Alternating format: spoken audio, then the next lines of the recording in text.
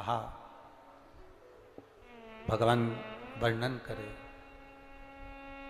ऋषियों ने कहा, सुनो सुगंधा,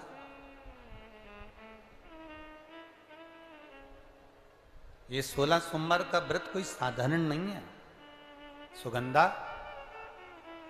संतान की प्राप्ति के लिए अगर 16 सोमवार का व्रत उठाया जाता है तो श्रावण के पहले सोमवार से उठाया जाता है।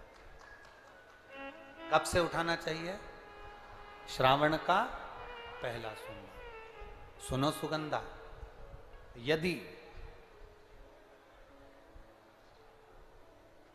कोई विशेष बीमारी हो गई, बहुत रोग हो गया, तकलीफों में जिंदगी चल रही हो, बहुत कष्टप्रद जीवन चल रहा, तो बैसाख के महीने के पहले सोमवार से 16 सोमवार का व्रत उठाना चाहिए।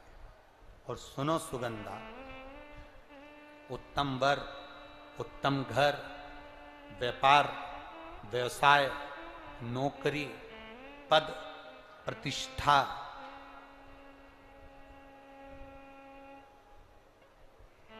के लिए अगर हमें व्रत करना है तो मार्गशीर्ष मास का पहला सोमवार से इस व्रत को प्रारंभ कर देना चाहिए। मार्गशीर्ष मास का पहला जो सोमवार हो उसमें इस व्रत को प्रारंभ कर लो। और सुनो सुगंधा, ये व्रत दोपहर के तीसरा जो पहर हो, प्रदोष काल, उस प्रदोष काल के समय पर आप इस शिवलिंग की पूजन अपने घर में पार्थिव बनाकर स्मरण कर कर भगवान देव अधिदेव महादेव के लिए प्रसाद तैयार कर कर, आप जिस भाव से भगवान शंकर का आटा सेक कर या चूरमा बनाकर या मलिदा बनाकर जो भी आप बना रहे हैं, उससे 3 हिस्से प्रसाद के इस 16 सोमवार के व्रत में भी होते हैं। कितने हिस्से होते हैं? 3 हिस्से। पशुपति व्रत में 16 सोमवार के व्रत में एक अंतर भारी है। पशुपति व्रत में 2 हिस्से मंदिर में रह जाते हैं, एक हिस्सा अपने साथ आता है और स्वयं को खाना पड़ता है। पर 16 सोमवार के व्रत में यह भाव है, एक हिस्सा भोलेनाथ का रहता है, दूसरा हिस्सा भक्तों के लिए, शिव भक्तों के लिए रहता है, और तीसरा हिस्सा आपके लिए रहता है। यदि पूरा ना पा सकें तो दूसरे को भी आपके हिस्से का प्रसाद दे सकते हैं, प्रदान कर सकते हैं। अब आ जाओ, बड़ा सुंदर प्रसंग।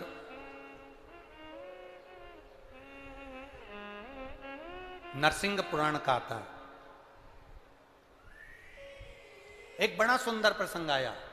16 सोमवार के प्रसाद को कई माताएं जब 16 सोमवार का उद्यापन करती हैं, 16 जोड़े आमंत्रित करती हैं और 16 जोड़ों को घर में बुलाकर जब भोजन कराती हैं, तो वो 16 जोड़े जो भोजन करने वाले होते हैं या 16 सोमवार के उद्यापन, हम तो आपसे यहां तक कहेंगे कि 16 सोमवार का उद्यापन अगर किसी के यहाँ मोहल्ले में, कॉलोनी में, घर में किसी के यहाँ हो रहा हो तो उसके यहाँ आप भोजन भंडारा खाने के लिए जाओ चाहे मत जाओ, पर 16 सोमवार का अगर प्रसाद का उद्यापन का अगर प्रसाद मिल जाए तो दोनों हथेलियां फैलाकर श्री शिवाय नमस्तुभ्यम कहकर, ओम नमः शिवाय बोलकर, नमः शिवाय बोलकर अपनी कामना कर कर, किसी के अगर उद्यापन हुआ हो, दोनों हथेलियां फैलाकर उससे थोड़ा सा प्रसाद मांगकर उसी के दरवाजे पर खाकर आ जाइए,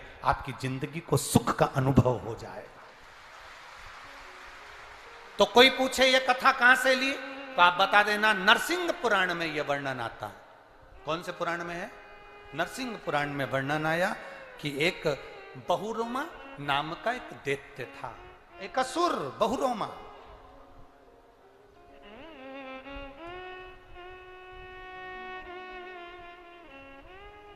एक बार बहुरोमा